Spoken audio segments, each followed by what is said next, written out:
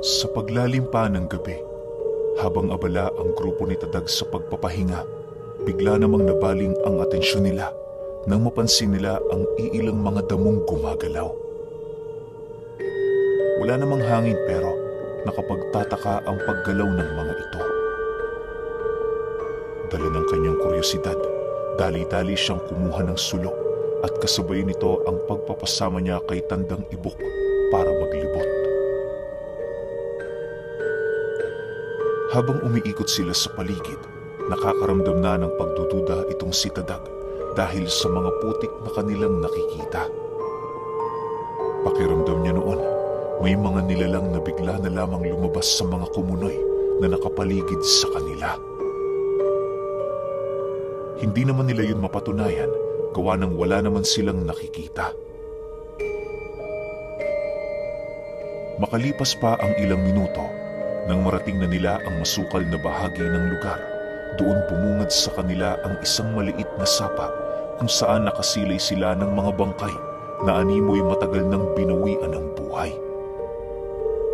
Nababalot ang mga ito sa mga baging at kitang-kita nila ang mga insektong naglalabas-masok sa mga bangkay. Dahil sa wala naman silang nararamdamang kakaibang presensya, kaya na may inakala nilang mga ordinaryong bangkay lang ng tao ang kanilang nakikita. Maya-maya pa, minabuti nilang bumalik na sa kinaroroonan ng kanilang grupo para magpahinga. Tandang Ibok, wala ka bang nararamdaman sa mga bangkay na yon? Pakiramdam ko kasi, buhay sila eh. Wika ni Tadag habang sila'y naglalakad. Meron naman, pero hindi ako sigurado. Ganyan din ang nararamdaman ko kanina, iho. Magbantay lang tayo.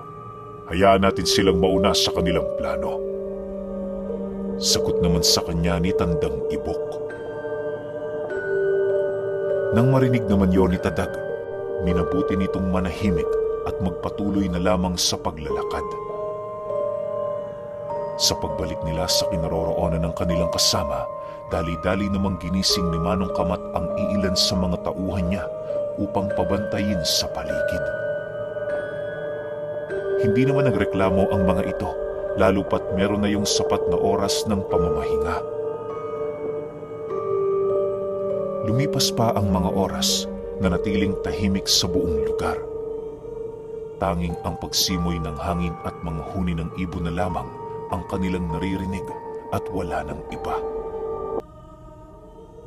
Sa mga oras na yon, napag-isip-isip na ni Tadag na merong kakaibang nangyayari sa paligid. Hindi lang niya matukoy kung ano ito, gawa ng purong kutob lamang ang kanyang pinanghahawakan. Maya-maya pa, nang masipat niya si Tandang Ibok na naglalakad patungo sa kinaroroonan ng mga tauhan niya, pasimple naman niya yung sinundan habang patuloy na nagmamasid sa paligid. Sa paglapit niya sa kinaroroonan nito, doon niya nasilayan ang mga kalansay na gumagapang sa mga talahib. Madali niyang nasilayan ang mga nilalang na yon dahil sa biglaang pagliwanag ng buwan. Matapos niya yung makita, dali-dali naman niya yung itinuro kay Tandang Ibok. Inabisuhan niya rin ang mga kasama niyang namamahinga sa lugar ukol sa kanyang mga nasilayan. Pagising ng mga tauhan niya, agad naman itong kinuha ang kanilang mga armas habang itinataas ang mga kalasag nilang dala. Inaasahan na noon nila Tadag na napapalibutan na sila ng mga kalansay sa kadahilan ng kahit saang parte man siya lumingon, nasisipat niya ang mga yon. Sa pagpapatuloy ng ganoong pangyayari, mariin naman silang inabisuhan ng ermitanyo na huwag umalis sa kinaroroonan nila.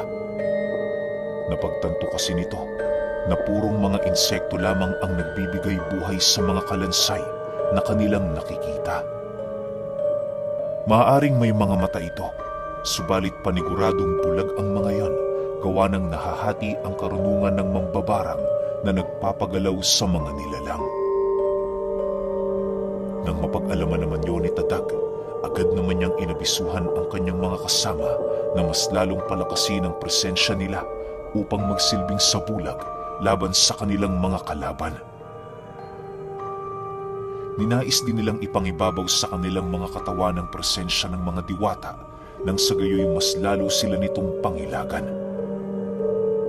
Sa pagtarak nila tadag ng kanilang mga sulok sa gitnang parte ng kanilang grupo, dali-dali naman nilang pinaikutan ang kanilang mga gamit upang yun ay protektahan.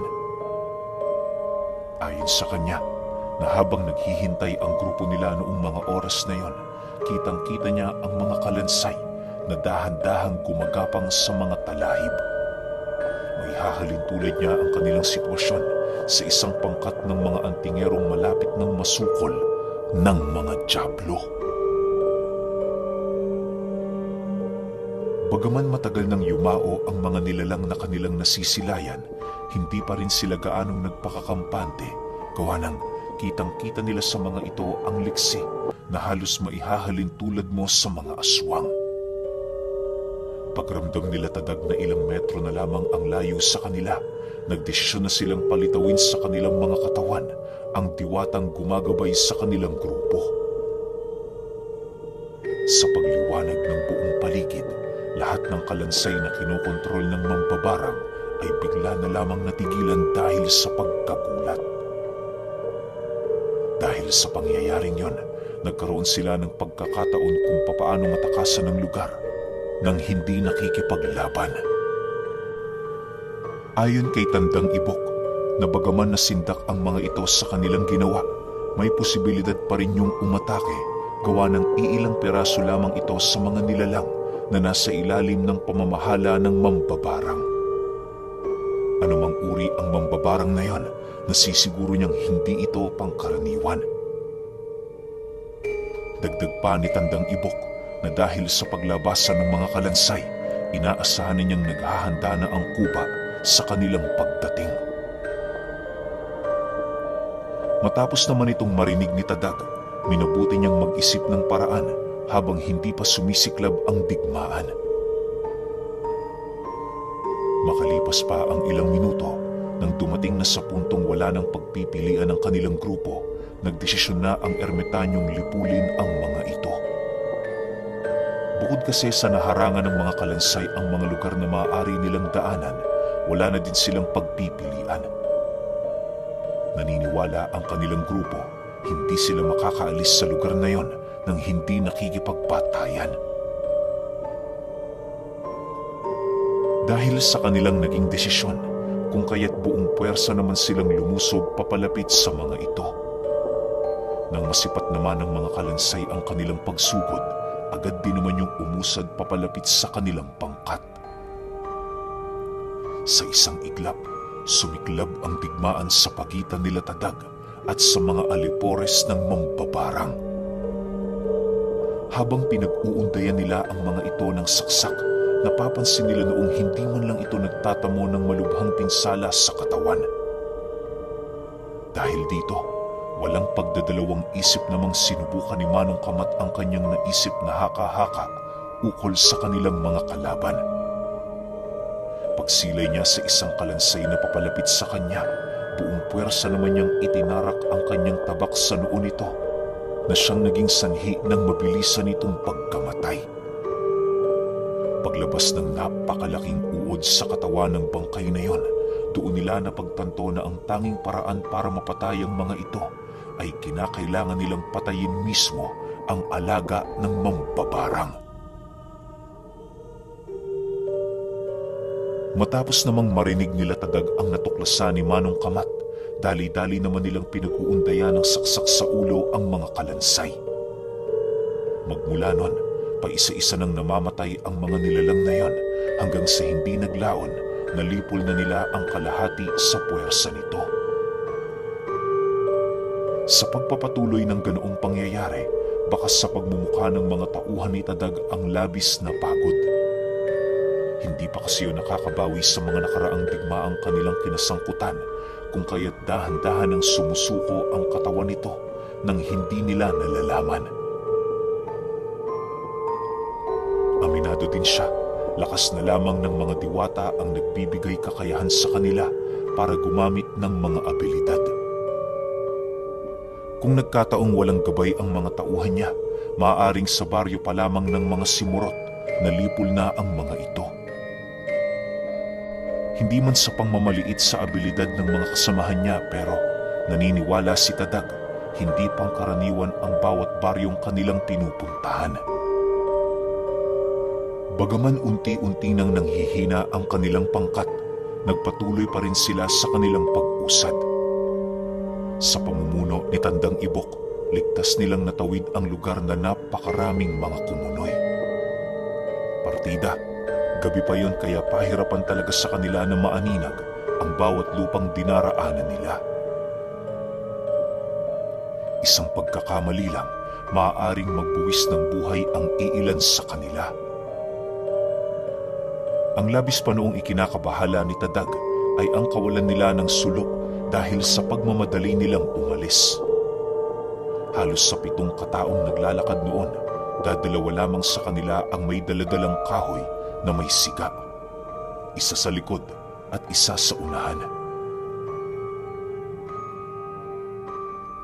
Lumipas pa ang kalahating oras, matagumpay naman nilang natawid ang lugar na yon. Pagdating nila sa bahagi nitong wala ng kumunoy, doon pa lamang sila nagpasyang manatili pansamantala. Habang pinagmamasdan nila ang paligid, hindi nila maiwasang masilayan ang mga bangkay na unti-unting lumulubog sa mga putikan. Sa pagkawala ng mga ito, doon pa lamang nakahinga ng maluwag ang grupo ni Tadag. Maging alisto kayo. Hindi ito ang una at huling pagkakataong pagtatangkaan tayo ng kuba.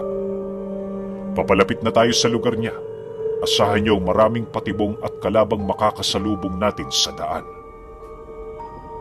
Wika ni Tandang Ibok habang umuupo sa isang tipak ng puno. Nang marinig naman yon nila Tadag, agad naman nilang ibinaba ang kanilang mga depensa sa katawan. Kinakailangan nilang gawin ito, gawa ng hindi yun makakaganda sa pagod nilang sistema. Ang pagkakaroon ng karga sa katawan kahit wala ka ng lakas, maaari mo yung ikapahamak. May posibilidad na malusaw ang iyong mga buto kung nagkataong karga-karga ng katawan mo ang malalakas na uri ng usal. Isa na dito ang engkantasyon ni Metatron at ang aral ng mga anghel. Habang nagpapahinga ang kanilang pangkat, nanatiling nagbabantay naman sila Tandang Ibok at Manong Kamat. Napakatahimik ng lugar pero yung dalawa animoy hindi mapakali sa kinaroroonan nila. Halos buong magdamag din yung nagbantay, masiguro lamang naligtas ang pangkat nila. Lumipas ang gabing yon. Labis naman ang kanilang pasasalamat, gawa ng walang nangyaring masama sa kanilang pangkat. Bago nila ipinagpatuloy ang kanilang paglalakbay, sinigurado muna nilang may laman ang kanilang sikmura upang meron silang lakas sa paglalakad. Sa pagsapit ng 6:00, kasalukuyan na nilang binabagtas ang napakalapad na patag na lugar. Sa bawat hakbang na kanilang ginagawa, sinasalubong sila ng dahon ng mga talahib na nagdadala ng malamig na simoy ng paligid. Hindi naglawan, pagdating nila sa dulong parte ng lupain, doon nila nasilayan ang isang maliit na sityo na pinaliligiran ng maraming puno. Sa unang tingin, mapagkakamalan mong walang tao sa lugar na yon, gawa ng kahit saang parte ka lumingon, wala ka doong makikitang naglalakad. Taliwas sa unang baryo na kanilang nadaanan, hindi yun binubuo ng magagarang bahay. Ang makikita mo sa lugar, wasak-wasak na kubo na parabang ilang dekada nang hindi tinirahan. Matapos naman yung masilayan ni Tandang Ibok, doon ito napagtanto ang uri ng asbo na kanilang makakalaban. Kung hindi siya nagkakamali, parte ng lahi ng mga talamban ang ganoong pamamaraan ng pamumuhay na kanilang nasisilayan. Para sa mga hindi nakakaalam, binubuo ng 3 lahi ang mga asbo. Ang talamban na siyang pinakamabagsik sa 3 ay nakahiligang manirahan sa mga lugar na magugulo at halos hindi na napapasok ng tao. Taliwas sa dalawa nitong kalahi, hindi sila nagtataglay ng anumang uri ng pagbabalat kayo upang makibagay. Dahil sa ganoon nilang pag-uugali, kung kaya't hindi mo sila makikita ang manirahan sa mga komunidad ng tao. Bagaman sila ang pinakamataas na lahi ng mga asbo, labis pa rin silang pinangingilagan ng kanilang mga kalahi sa kadahilanang kilala ang kanilang uri bilang walang kinikilingan. Hindi sila naniniwala na malapot ang dugo kaysa sa tubig, kaya na may lahat ng mahihina nilang kapamilya ay kanilang pinapaslang. Dahil sa kitid ng pag-iisip ng mga ito, kung kaya't isa sila sa angka ng mga aswang na nabansagang kasangkapan ng demonyo. Kung tutuusin, karamihan sa lahi ng mga aswang ay may galit sa mga ito, ngunit wala yung kakayahang yon ay kumprontahin sa kadahilanang napakahilig ng mga talamban sa digmaan. Dagdag pa ni Tandang Ibok, gabi lamang nagpapakita ang mga nilalang na yon, kung kaya't siguradong wala sila doong madaratnan sa pagsapit ng umaga. Hindi na rin nila kinakailangang magsayang ng oras sa kakahanap noong mismong araw na yon, gawa ng kapag umaga, natutulog ang mga talamban sa pinakailalim ng mga kuwebang kanilang nilikha sa kanilang pugad. Walang kakayahang mahanap ng tao o antingero ang pinagkukublian nito dahil sa ilalim ng mga kuweba, makikita mo ang napakaraming lagusan para ligawin ang sinumang dayo sa lugar. Nang marinig naman yon nila Tadag, wala silang ibang ginawa kundi ang maghintay. Para sa kanila, pabor ang ganoong sitwasyon, gawa ng kahit papaano magkakaroon na sila ng mahaba-habang pahinga. Hindi pa man noon gaanong sumisikat ang araw, nagdesisyon ang kanilang grupo na matulog. Salitan lang, kalahati sa pangkat nila ang matutulog ng 5 oras, tapos kalahati naman paggising ng mga ito. Bali yon ang nakikita nilang paraan, nang sa gayoy mabantayan ng lahat ng mga kaibigan nilang kinakailangan ng pahinga. Lumipas pa ang mga oras, nanatiling nagbabantay sila Tandang Ibok at Manong Kamat. Nauna na noong matulog si Tadag, gawa ng kagabi pa ng didilim ang paningin niya. Paggising niya, napansin niyang 12:00 na pala. Ang iilan sa kanyang mga kasama, abalang-abala sa pagluluto, habang ang dalawa namang matanda, nadatnan niyang tulog na tulog at humihilik pa. Manong Tadag, halina ho kayo't kakain na tayo. Bungad na wika ng isa sa mga tauhan niya. Matapos naman niyang marinig ang sinabi nito, hindi niya maiwasang malungkot, gawa ng sa dinami-rami ng nasaksihan nilang karumal-dumal na pangyayari sa lugar na yon, na natiling normal ang mga kasama niya. Ni minsan, hindi niya yun napansing nagbago ng pakikitungo sa kanila. Kumbaga, kung ano ang ugali nito pagpasok nila sa lupain ng Kuba, ganun pa rin yun hanggang sa marating na nila ang baryo ng mga asbo. Habang kumakain si Tadag kasama ang mga kaibigan niya, napansin nila noon ang pagbabago ng itsura ng baryo ng mga asbo.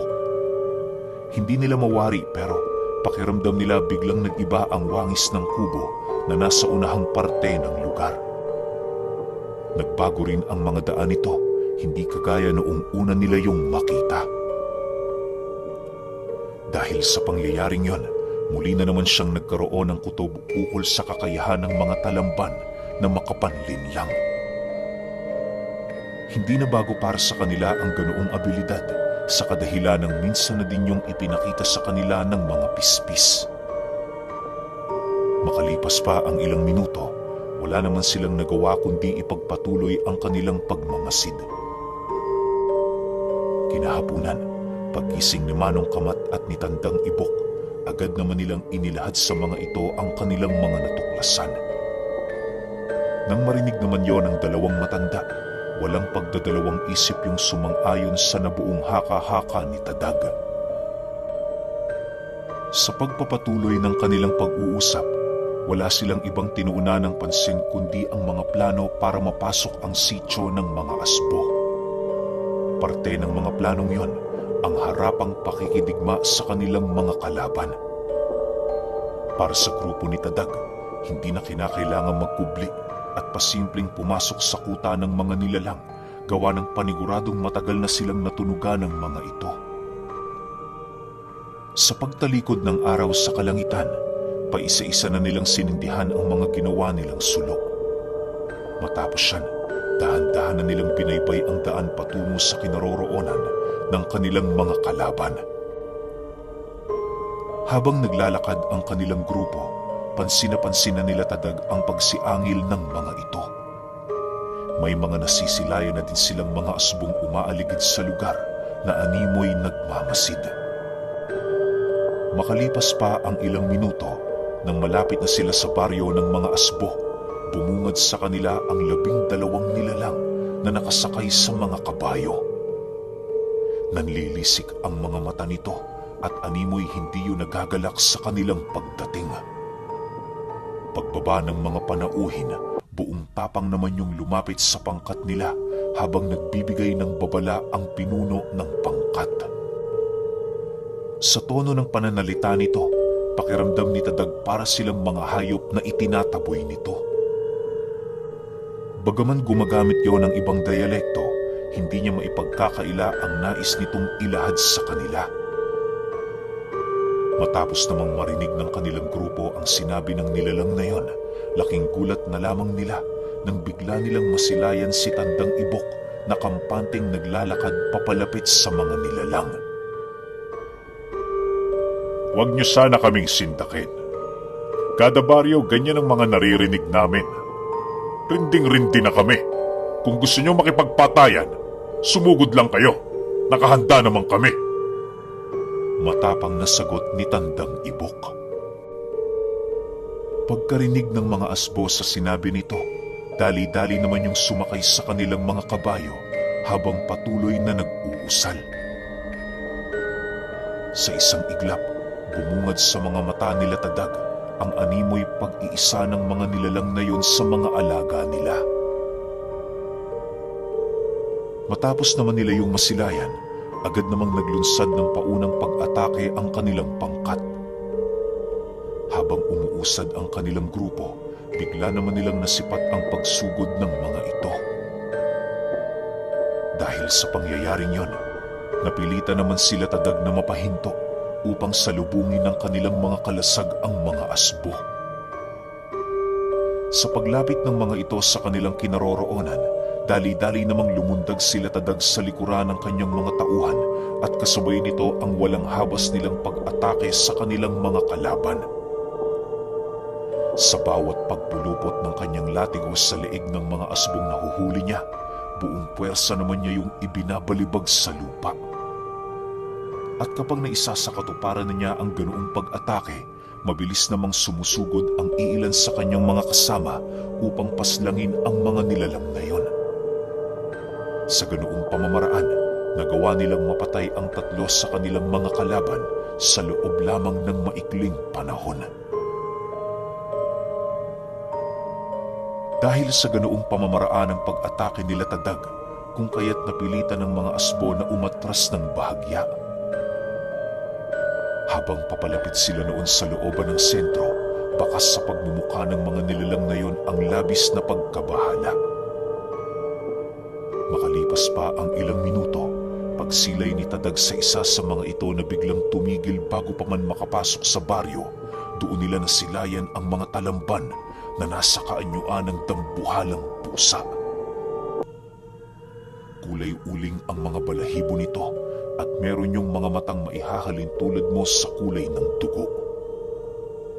Pagsilay ng nilalang na yun sa isang asbo na umapak sa loob ng kanilang baryo, laking gulat na lamang nila Tadag nang masipat nila yung sinunggaban ang kauri nito at walang habas yung pinagkakalmot gamit-gamit ang matatalas nitong kuko. Matapos ang pangyayaring yon, bigla namang nagpalit anyo ang nilalang na yon habang inuutusan ng pangkat na kasalukuyan nilang kinakalaban. Dahil sa ginawa ng talamban, kung kaya't walang pagpipilian ang mga asbo, kundi ang mamatay sa mga kamay nila Tadag.